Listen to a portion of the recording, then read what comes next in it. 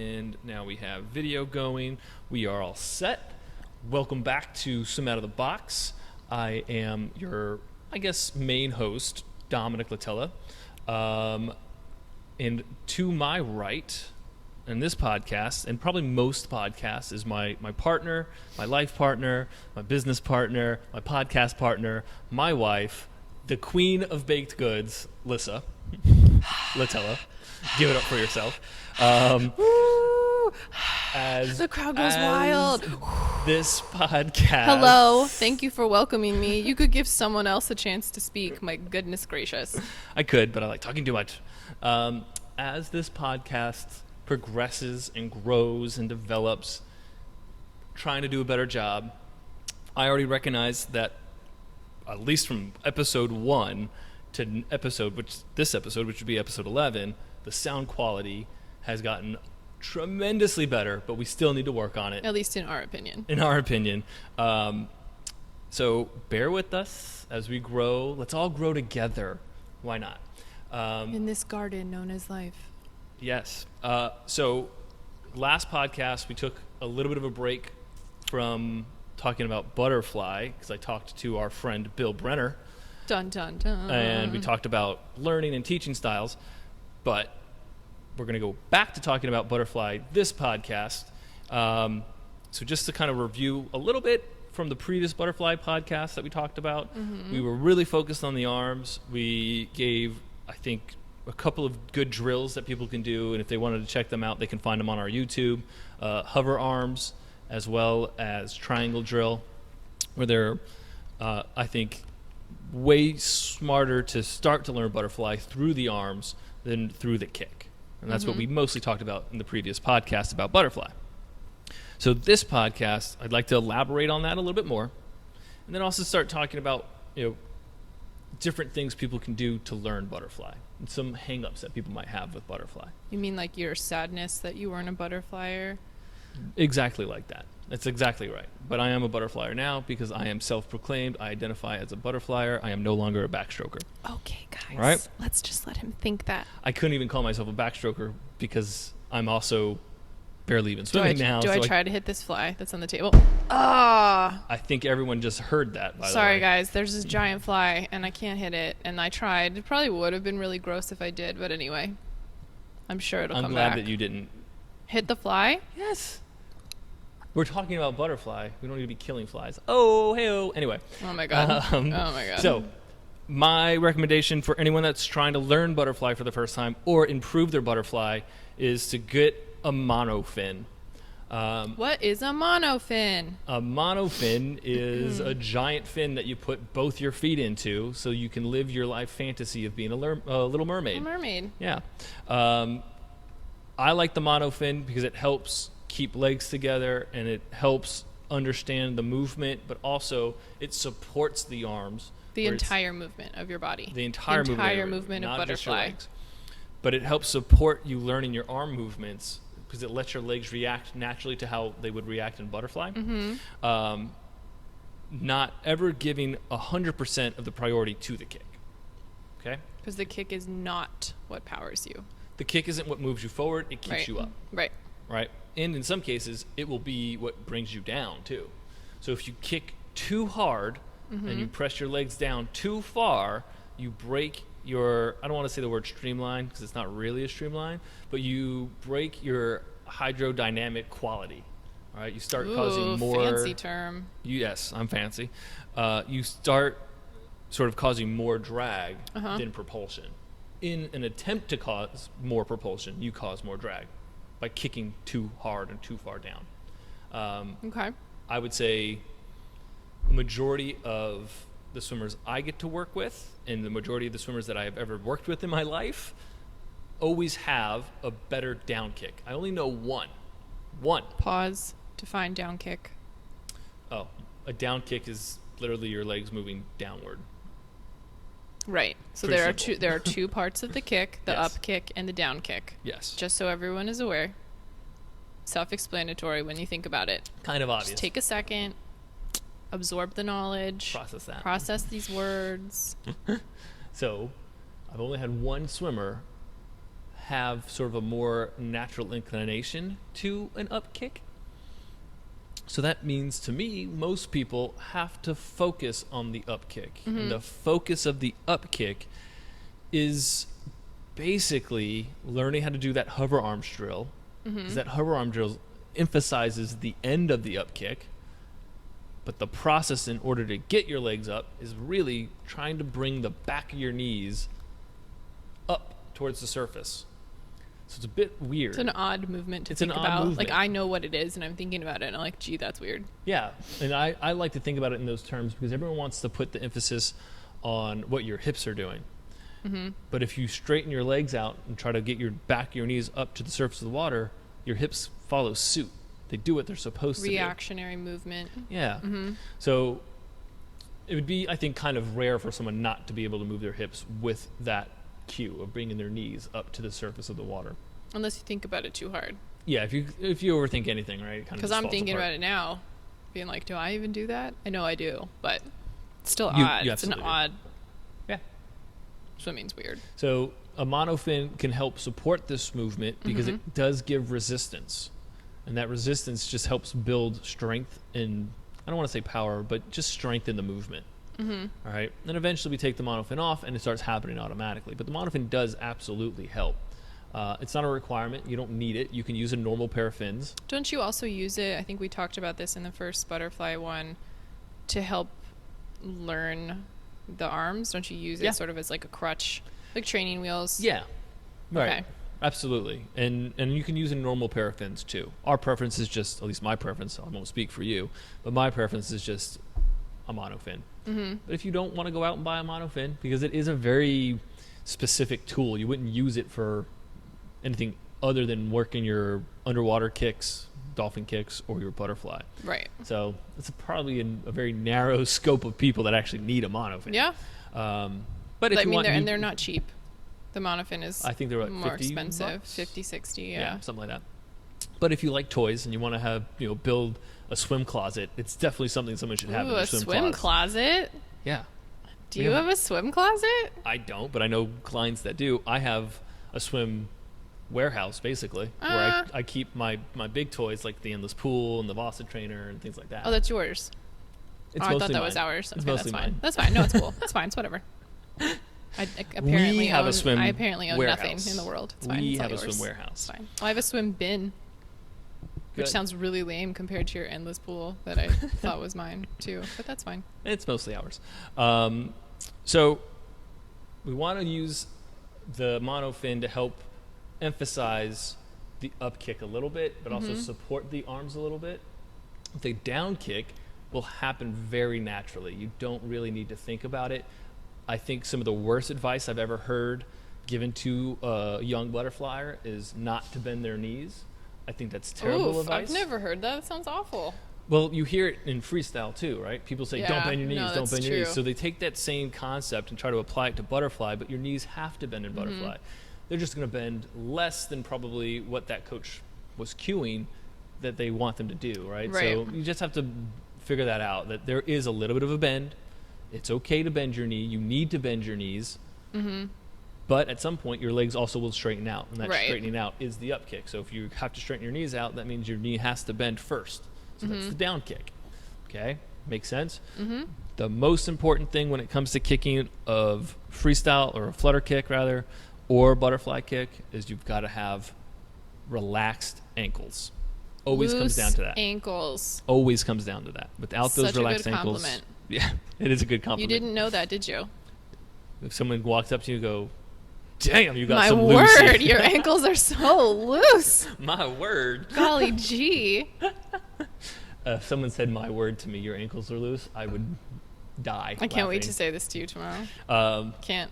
So, loose ankles, relaxed knees, focusing on the up kick, learning how to do hover arms, I think is such a crucial skill when it comes to learning butterfly.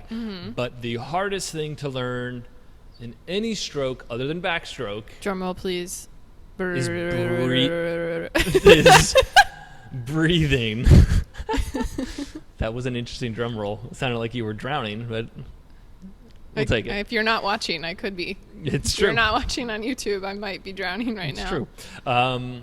So the breath. The breath. Always very difficult to learn in freestyle. It is very difficult for some people to learn in breaststroke, and it is absolutely difficult to learn in butterfly. Because butterfly requires a lot of effort, no matter who's doing it. You can do it with lower effort once you get good, but it does take a lot of energy to produce it. Right. Some of the issues with the breath in butterfly is initiating the breath too early. So if you start trying to pick your head up, well, you never want to pick your head up. let's unpack that. Oh, you want to unpack it? Phrase that you stole from somewhere else. I love that phrase now because it's so silly. What am I unpacking? Nothing. So Knowledge. Let's We're unpacking knowledge. let's start with how someone should breathe. In butterfly. In Keep butterfly. that in mind. Right. The goal in the breath, just like in freestyle, is how low you can keep to the surface. Okay? I always prefer people to to lift their chin forward. So more like a tilting. So I think of it like a hungry hippo motion. Oh my gosh, that's so funny. You press Yeah. that trigger down and the head moves forward and up.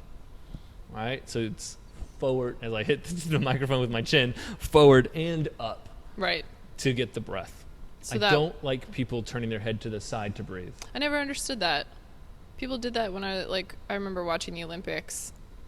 You It get that was- one rando, it's like Yeah. turning to the side to breathe. Everyone thinks it looks cool. I don't get Right. it. You're taking yourself out of the movement that the rest of your body is making. Right. It's making energy move to the side versus forward or Right. up and down even a little bit. But even beyond that, you have to have a ton of flexibility, not mobility, flexibility in your neck in order to do that. To turn, you mean? Yep. Yeah. Most people don't. Most people don't have that ability.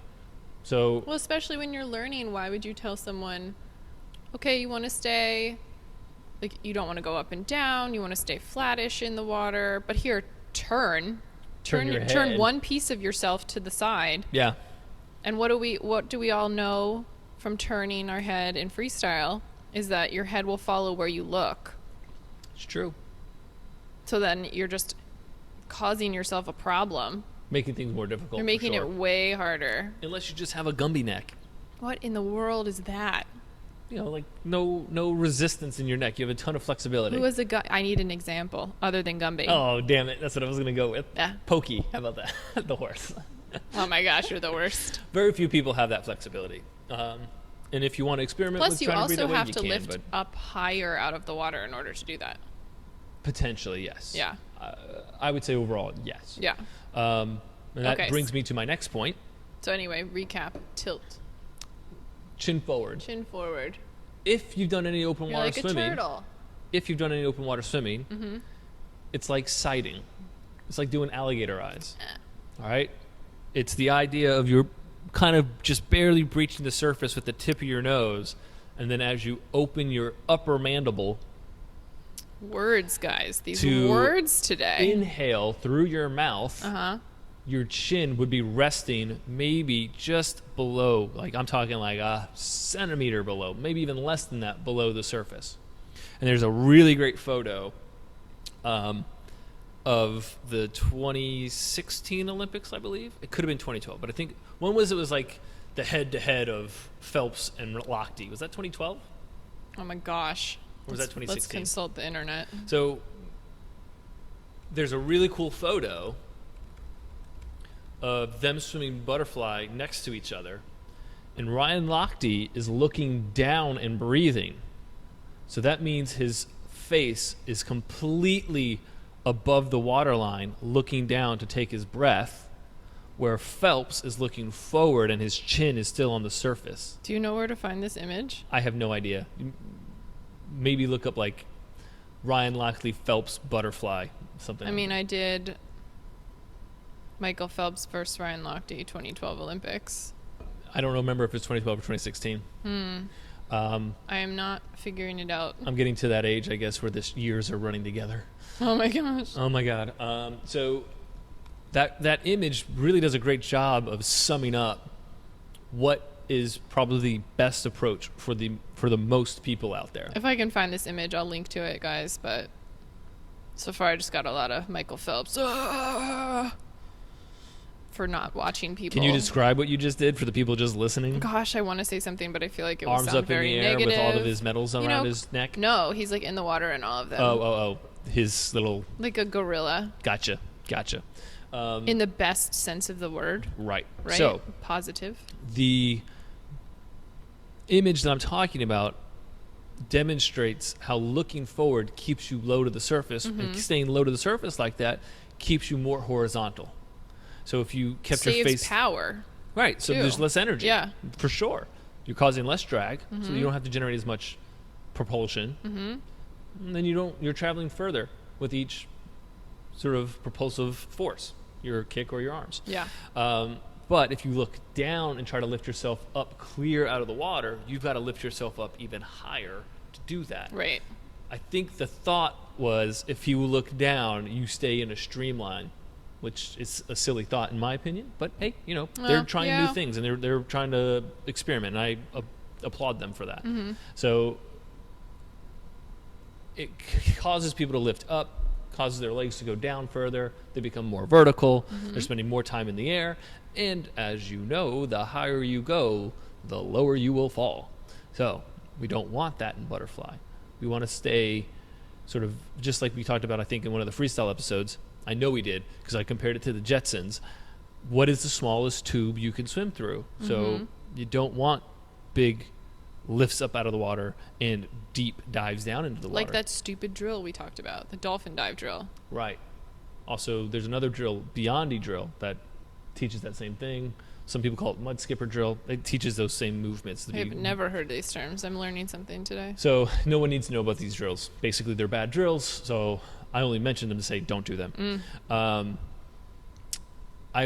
think some things that people need to be aware of in butterfly is learning how to catch narrow. So once their arms enter the water, their arms should be in sort of a Y shape. But from that Y shape, they're going to catch inward somewhere in line with their shoulder. That's why we emphasize... That's why we have the triangle drill. Triangle drill. Right. So we start wide, we catch narrow, but then we finish wide again.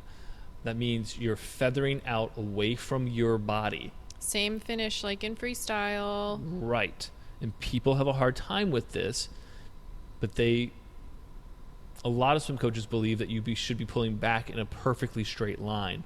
And what that does is cause your arms to get stuck on the exit because your arms can't move up and around like in a circle. Like think a wheel on a wheelchair. Your arms don't move that way. They're not on the side of you like that. Yeah. Right? So we have to move outward and around. So if you know what a racing wheelchair looks like, their wheels are angled inward at the top and outward at the bottom. Just like I'm proposing your stroke pattern should be. There's a reason for that. All right? So that allows us to have more contact with the water for a longer period of time. Okay. And it also allows better movement through your shoulders and your back. Safer movement too. It's much safer. So I think as a beginner butterflyer or even an experienced butterflyer, experiment with feathering out. I always recommend it be around the top of the waist, also like the bottom rib. That last rib, see if you can start pushing outward and upward to recover. Okay? Okay. I wonder if we need to make a video about this on YouTube. We might have some. I don't know. I can't Nothing recall. comes to mind. Okay. So maybe we'll make a video for it on YouTube. And then people can see it. Okay. So it makes sense to them. Sure. And then the other thing is, how do you actually practice butterfly? All right? Because it's easy enough to kind of learn because everything is working together. And once you kind of get those pieces working together, it flows. It's kind of nice in that way. But it's exhausting. So you can't really learn to do butterfly by 25s. My recommendation. What do you mean by 25s? By swimming it just for a 25? Right, because by the end of that length, you're probably fallen apart and gotten exhausted when you're first learning. Or Even now, if Even I do that now, I'm dead. For So out sure. of shape. Are you kidding? Right? Or it's not really fair to say do a 50 butterfly because you're going to fall apart. You're not going Right. to learn. You'll maybe have 2 to 4 good strokes in that 50 or 25, and then the rest of them are garbage. Right. We don't want to reinforce garbage. So if you're doing more garbage strokes than good strokes, we've got to figure out a way to change it. And my recommendation is if you want to use fins, don't use the mono fin for this. Use regular fins. Okay. Take maybe 1 or 2 fly strokes and then swim freestyle the rest of the length. Are we breathing on these fly strokes? No breath. No breath. Start learning without a breath. Okay. You Just so everyone knows, we're about to get some mail. All right, I'm gonna get the mail. I had to warn talking. you. Warn you. I had to warn you. That's not English. I had to warn you. Sorry, guys. We do these podcasts at our Sterling location in the front office, so we get interrupted quite frequently. What is it? I don't know. I have no idea. All right. So Last time we were interrupted, we got like a pamphlet for Wayfair, so that was a big bummer. bummer how? It's not even, that's junk. Oh, I got you. Interrupt for the junk. Sad face. It's mail. Most of it's junk or bills. I don't know about you, but I'm not people that- send me checks, so the mail Anyway. can be nice. We digress. And I was told by you we need to make sure we keep these the 30 minutes. And I would hate to go off on a tangent. And go over Shout your out to required. Peter Nguyen, who thinks I'm hilarious. So I'm going to continue talking how I talk. Thanks, Peter. I hope that made his day. So, add it slowly. Right. So maybe in a week or two, instead And of doing... don't add it slow. Don't think that like you're cool, you've got this, you're going to add it. Like even people who have been swimming for forever, learning new things, changing a movement of your stroke, you need to move through things slowly and only have your brain focus on one thing at a time. Otherwise, you're going to overload. You're not going to be able to make the changes correctly. Yada, yada, yada. What is it? You can only focus on something for like 10 seconds? 15. If 15. you listen to our last podcast, we talk about that. Oh, well, I wasn't a part of that, so that's fine. But, yes, so it's not like you're not special, okay? Don't think that you can move through things faster because you're cool. You're not cool. Well, your mom thinks you're cool, probably. No, your mom thinks you're special and pretty. Oh, okay. Got it. Handsome, maybe. I'm not sure. Okay. So you can add slowly, meaning you can start with 1 or 2 strokes of butterfly, swim the rest of it freestyle. Mm-hmm. But then in the next week you could do 3 strokes of butterfly, and the next week you can do 4 strokes. And once you get to a point where you need the breath, maybe it's after 4 or 5 or 6 strokes, then you can start incorporating. Hold your on the breath. horses, non-butterflyer. I've never taken 6 strokes of butterfly without breathing. If it's for I'm pretty 25, I will. Oof, maybe. All right, maybe. All right, Yeah. you win. That's fine. Thank you. It's very rare, and I'm glad that it's been recorded that you've said that. You are right. So I don't want people working on the breath initially with all the other movements, because the breath obviously becomes the priority, because breathing is life and is important. Mm-hmm. And so everything goes to the wayside in order to get that breath. So learn how to Right. do it without the breath first. We don't want the breath to control the movement either. Or 'Cause- to cause the other movements to break down while Right. you're still learning them. Right. And so we want people to start initiating their breath as their hands pass by their face. So as soon as we're Oh, if you're watching this on video, you get to see a demonstration. Right hungry there. hippo. So if you can picture yourself pulling yourself up out of a pool, think Like about that. both hands on the ledge. Where's your face as you're pressing down on the ledge, your face is passing your hands? That's when you would take your breath. Right. Because that's when you're going to have sort of the most sort of support by the water, because your hands are causing a lot of resistance at that point. Mm-hmm. You're able to actually lift your head a little bit, and it helps with the timing as well. Right. You're getting your most propulsion here. Right? Not the most. Not the most, but it's pretty. That's a powerful part of it. It is the power phase. Right. It's the start of kind of a lot of buildup of propulsion there. Mm-hmm. And I find I used to coach the opposite. Not the opposite, but I used to coach as soon as your arms started to move, you would lift your head to breathe. So up here. Yeah. Oh my gosh. Because what you find is people have slow reaction times sometimes. Oh, so it And was so by like, the time they actually right. got their hands to where they should be in order to initiate the breath, it was good timing. But I've moved away from that because it's just I had a slew of people that were actually had good reaction time and started the breath too early. And What can happen if you start your breath too early? so what typically happens if you start your breath too early is you lift your head up too high Out of the water. out of the water, and also your kick timing gets off. So Throwing off your rhythm. so your kick is supposed to kind of be pressing downward as your arms are lifting upward. It's like your legs are going to push your arms out of the water. But if you add the breath too early, your legs have no choice but to press down because you've picked your head up. Right. So it they have forces to your- follow suit because Exactly. they're what? What is the movement of your legs? A reactionary movement. Wow, I learned something. I told you. that's really good. Thanks. I try. Yeah. Yeah. So if you pick the head up too early, those legs press down too early, then you don't get the support your arms exiting, and then then it's not butterfly anymore. It becomes butter struggle. I think that God, that was bad. I am so sorry. Jesus. Anyway, oof, I need a second. No, but a lot of times when you're first swimming, I think like as a younger kid, it's really easy when you're swimming butterfly in a meet.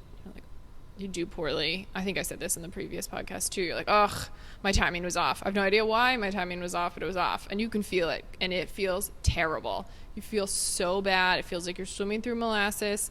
It's just you're stuck, and you don't know when you're younger. You don't know. I still struggle sometimes, and you're like, oh, this part's off, which throws everything else off. So that one thing is going to throw you off, and especially if you're in a race, you're not going to fix it. You're not going to think about what you're doing wrong. Like this feels like crap, but I got to keep going. I have to get to the wall, and you shouldn't fix it in a race. Like you just shouldn't, but. That one thing, you've lifted your head slightly too early, and now your whole stroke is just screwed. I'm not one for shameless plugs, but I'm going to give a shameless plug right now. If you want to learn butterfly, you should absolutely seek the help of SwimBox for that. It's hard to learn on your own. I can't imagine trying to learn it by myself. No. If people want to attempt it after listening to these podcasts and watching some videos, awesome, go for it. Please film it and send it in. God, I would love to see that. I actually really want to see that. I love to love see that that. Suggestion. Please send us videos of you swimming. Send us videos so we can see how poorly we've described this with words. But yeah, I think just like learning freestyle, you're going to want someone's help. Well, it's harder also when you're an adult. Your movements Yes are and no. set. Oh, really? I say that because as an adult, at least you have the strength for it. That's true. Oh my gosh. Right? 6-year-old Lissa trying to swim butterfly. Must have been adorable. First time I ever did it at a meet, I was 6. Just for reference for people who don't live in Northern Virginia, the youngest age group is, 7 to 8? Or I guess it's 8 and unders, but you It's don't 8 usually unders, throw it a doesn't matter. 6-year-old. I've seen as little as 4 and 5-year-olds swimming. Okay, you're cool. You're ruining my story. Anyway, I remember I had these giant purple goggles with those like plastic suction cup rings. So they were huge and purple and white, but they were old, so they were kind of off-white. And I'm this tiny little thing diving in. My goggles fall into my mouth like a choke, like I'm being choked. Ooh, But I have to go. like a mask on around your mouth. Oh my God, it was terrible. That sounds terrible. My mom has pictures. I am Ooh. dying. Can you my get those? arms Can are. we put them on the podcast? I should- Can you get those pictures? I'll try to find them. But my Do it. arms are literally just grazing the tops of the water because my tiny little 6-year-old body. I can't lift my arms out of the water. Are you kidding me, Coach? What is wrong with you, Coach Mark, if you still exist? Why did you do that to me? Right. It was so like So it's I so actually hard. think it's a lot easier to That's a learn really as good an point. adult. I hadn't thought of that. And I would recommend, even this morning, my second lesson this morning, she's learned to swim freestyle this summer. She just learned. She's doing a great job. I told her, I want to teach her butterfly next. Oh, I think, that would be fun. I think it just supports a lot of freestyle movements as far as the arms go, but it also is a challenge. And I think there's nothing like a good challenge when you go for a workout, you get your freestyle in, you're kind of doing a great job. Challenge yourself a little bit. See if you can do some butterfly. I think it's a great skill to learn for triathletes as well. I think it just reinforces their water coordination. I think it helps support their high heart rate at the start of a race. Right, so that sort of approach I was talking about, you can do 3 or 4 strokes of butterfly and then swim freestyle the rest of the way. I think triathletes should do that every once in a while, get their heart rate pumping, so they have that like simulated race start, so to speak. Oh, okay, yeah. and then swim freestyle and let your heart rate come down. I Not think to that's a mention great. what we already talked about, it reinforces the proper movements of the catch, propulsive phase, and finish, Yeah. which you always need to be working on. And Right. it gets really tiresome to only swim freestyle.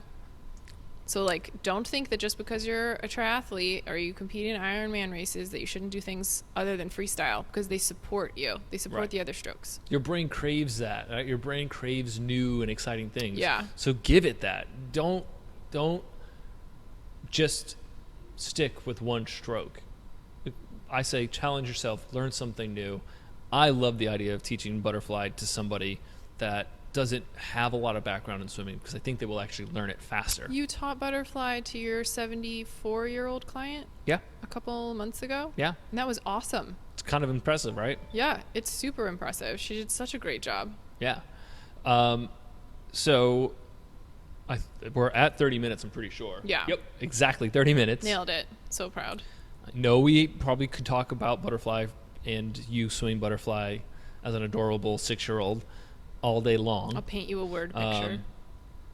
I think the next podcast, I'm not sure what we'll talk about. We'll figure it out, but we'll figure something out. If there's anything you guys want to hear, please let us know. We've gotten a lot of really good feedback. I mean, especially like it's been really great, but we want to hear from you about things you want to know too, because otherwise I'm just going to talk about myself and like what I feel like eating. And that's fine for like maybe 8 minutes, but Yeah, after after that's that. probably pushing it. I mean, even that, Yeah. we'll say maybe 3. Right. And now we're official. We're on iTunes. We're legit. thanks. So in order to remain legit, I would like people to give us Rate, review, reviews. subscribe. Exactly. As Don't always, act like you haven't always wanted to say that. I've never wanted to say that. I'm glad you have, though. That's why you're my partner. I need you. So always feel free to reach out to us. You can find all of our stuff on Google. Just Google SwimBox. You'll find us. TheSwimBox.com. You can Google Swim Out of the Box. You'll find us. Yeah, if you have anything you want to add or give us some feedback, keep it positive, please. No, we want to hear all of it. He's kidding. But hopefully you guys are finding these helpful. All right. Until the next time. Bye.